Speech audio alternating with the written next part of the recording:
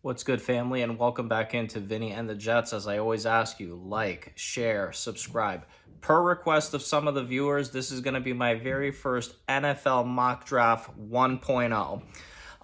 Little bit of background before we get started. I, by no means, am a college football analyst. What I did was I went on to PFF, ran my own NFL mock draft. It's really cool on there. If you want to try one yourself, you could do it as short as 3 rounds, or you could go all the way to the 7th round. So we're going to do a mock draft. We're going to be the New York Jets, and we're going to do it hypothetically with no trades, no nothing, just with them picking all 9 picks. My opinion, I highly doubt they're going to pick 9 players in the spots that they're listed at. I, like so many of you guys, I'm hoping they make a big splash leading up to the draft, even during the draft. But we're going to do it today as if they pick all 9 picks in the positions that they're listed at. A little bit more housekeeping going forward as the time goes on. Today's April 4th, 2022. I might go on hiatus a little later in the month. I'll give you a little clue why.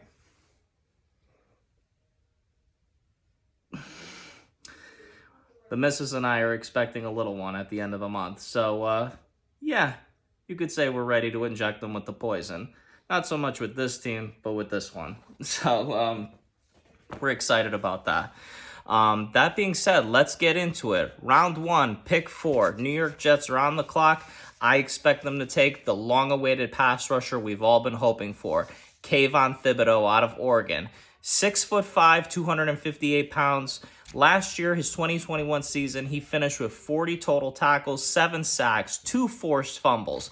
The knock on him that I keep hearing recently in the media, and they're looking for any excuse to bash this kid, is questions on his desire, his motor, his drive. Last year at this time, this kid was the general consensus #1 overall pick on everybody's board. And he makes some comment about the education at Alabama, how he would never go there to be able to build his brand. This means nothing. It's total bullshit. It's created by the media. Turn on the tape. The tape doesn't lie. The dude is a freak of nature. You have to take him at pick 4. If God willing he falls to you, I'm telling you now, if you pass on him, not to say I would be against a move like a Sauce Gardner at 4. I would support that. But if you let this guy pass up to the New York Giants, I guarantee you he's going to become LT. To have him in the building, and you're going to let him just become a legend in the city wearing blue. Can't afford that to happen. Round 1, pick 4, we take Kayvon Thibodeaux. Round 1, pick 10. I expect the New York Jets to select Garrett Wilson out of Ohio State. 6 foot, 192 pounds. Last year at Ohio State, 70 catches, 1,058 yards through the air, 12 touchdowns. My opinion, this kid is the most polished receiver in the entire class. A lot of that has to do with the injury to Jamison Williams. Jamison doesn't tear his ACL. I think he's the first wide receiver off the board. Now, I've read certain scenarios of where if the Jets are at the top of the 2nd round and they're waiting, would they package picks to try to jump back into the 1st round and grab Jamison? I'm totally against that. Based on the initial reports, it sounds like he's not going to be ready to play until October. Douglas is going into his 3rd offseason. Salah's going year 2 into the new system. Can't afford to struggle out the gate. Whoever we pick at wide receiver, whether they trade for one or they draft one, they have to be on the field day 1 as a starter. We can't afford to wait. We need to know what we have at quarterback. We need to support him with everything that we can. That being said, you're at pick 10. Garrett Wilson is there. Bring him to New York. Round 2, pick 35. I'm looking at Jalen Petre, probably pronouncing that wrong, corner out of Baylor. 6 foot, 197 pounds. Last year at Baylor, 75 tackles, 3.5 sacks, and 2 interceptions. This kid has a very, very high football IQ. He's very versatile. He could play anywhere in the secondary, and that's what you want, guys that you could point anywhere and just place them and they just go to work. CB1, CB2, free safety, strong safety, what have you. I want guys that could fly anywhere off the field, and he has great blitzing skills. Kind of similar to Darrelle Reeves that they would just send on, unannounced. So that being said, I would totally welcome Jalen Petre, corner out of Baylor. Moving forward, round 2, pick 38. This is the Sam Darnold pick from Carolina. I'm looking at Leo Chanel, linebacker out of Wisconsin. 6'2", 261 pounds. Can't talk tonight. 96 total tackles, 8 sacks. This kid truly has the ability to shed blocks. He has great speed, great blitzer, excellent in zone coverage. This is the candidate I would expect to be a great person for CJ Mosley to mentor, especially if Mosley is going to be on his way out after next year with a very high contract. I mean, don't get me wrong, CJ Mosley is an excellent player. I just don't think he's $17.5 million good. So you bring in this kid, Leo Chanel, work him in onto the field, third down, special situation, zone coverage, have him sit there alongside Mosley, and have him just go under his wing. Round 3, pick 69, I'm looking at Kirby Joseph, safety out of Illinois. This is another guy that he can definitely bring the wood. He's 6'1", 200 pounds. Last year, he had 57 total tackles, 1 sack, 5 picks. Very hard hitter, as I mentioned earlier. He has the ability to play at a high safety, and he had a big day at the Senior Bowl. He turned many heads of NFL scouts. Hopefully, one of those guys was there representing the New York Jets. I would totally welcome Joseph coming in to play alongside on a rotation between Whitehead and LaMarcus Joyner. Joyner's obviously coming off the injury. We don't know how much longer that he's going to be here. They gave him the 1-year deal. Hell, if Joseph outplays him in the preseason, cut ties with LaMarcus Joyner. If you think he's ready to go, put him out there day 1. Moving forward, I'm reading all of my notes here. We're going into round 4, pick 111. I'm looking at you, Tyler Allegre, probably pronouncing that one wrong, running back out of BYU. What makes this pick appealing to me is this is a kid that's familiar with Zach Wilson, and he's a machine. 5'11", 220 pounds. Last year, he had 276 carries, 1,606 yards, 23 touchdowns on the ground. This kid is a patient runner with excellent vision. He's played with Zach Wilson, as I mentioned to you earlier. Runs with great balance. He fights for extra yardage, and he has great hands coming out of the backfield if you put him out there in the flat. You bring this in, the best thing I love about this, it spells the end for LaMichael Pirine. Listen, cut your losses, rip the Band-Aid off. The kid, it didn't work out, and that's fine. It's okay. You're allowed to make mistakes. Douglas isn't going to hit a home run with every single pick, let alone every single draft. Bring this kid in, Pirine out. Moving forward. Round 4, pick 117. I'm looking at Donovan West, center out of Arizona State. 6'4", 300 pounds solid. Now, the thing with offensive linemen is, unfortunately, they don't get stats. This isn't Madden where they count the pancakes, but patient, aggressive, strong burst off his first step. He's excellent in run blocking and pass protection as well.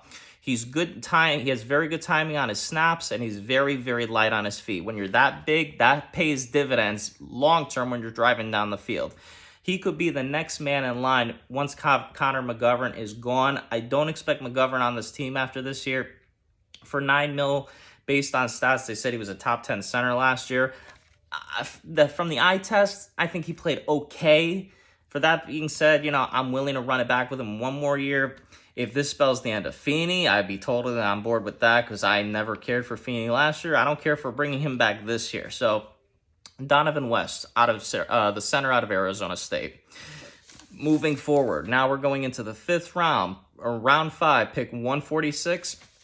I'm looking at an interior defensive lineman out of Idaho. Noah Ellis is his name. This dude is big, like Andre the Giant big. 6'4", 346 pounds. Why are you bringing in this guy? Well, the stats are a little low from last year. 6 total tackles, 4 of which were solo. He didn't have a sack, but he's huge. He's good. He has good leverage for his size. Very strong upper body. He could toss people around. What can that do? You put him in as a rotational player, whatnot. He can cause disruption at the line of scrimmage. So special situations, 3rd down, 4th and short. This is a big body. Put him right there in the middle. And we come up on our last pick that coincidentally PFF tore me up on. Every other pick they loved. I got nothing less than an A-, B+ on all these with the exception of my last one. Round 5, pick 163. I took Jake Ferguson, tight end out of Wisconsin. It's funny that I actually did this last night, and then this earlier today we saw Ryan Griffin got released. Thank you, God. Piece of shit. I couldn't stand that guy. Piece of glass. I mean, he's hurt all the time. He had his issues off the field. They saved like $3 million, I think, by getting rid of him. Get out of here. Ferguson, now, on the other hand, he's got potential. 6'5", 244. Last year, listen to this, he had 46 catches, 450 yards, 3 touchdowns through the air. Very good run blocker, good hands, good athleticism, and what I love most about this kid has durability. He played in 47 games at Wisconsin over the span of 4 years. So that being said, this would be a great third option now with the release of Griffin.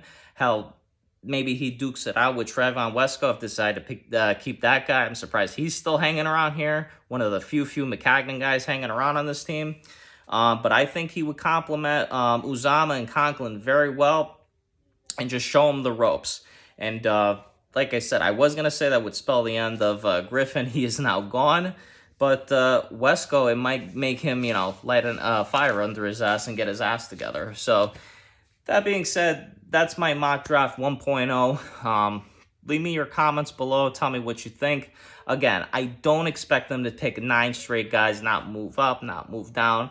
A lot of rumors out there between DK Metcalf and A.J. Brown. If on paper you want my opinion, I think as a receiver as a whole, I think DK Metcalf is better. But if I had to choose, if you could have either one on this team, I would lean more towards A.J. Brown. Why? You want to talk about building a culture with this team? Well, let me tell you this. He played with Elijah Moore at Ole Miss.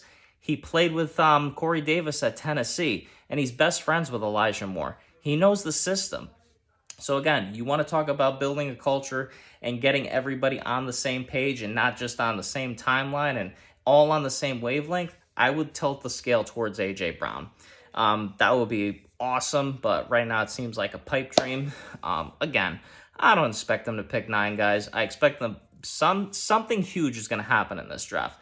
Will it answer our prayers and what we've been waiting for? I don't know. I still think we're a year away from being a playoff team, but they need to play competitive games in November and December to convince the fan base to get excited. So guys, again, I'm not going to hold you up. If I don't hear from you again, you know the reason why. Wish us luck. Little man is going to be scheduled to come here April 28th. Until then, talk to you guys next time.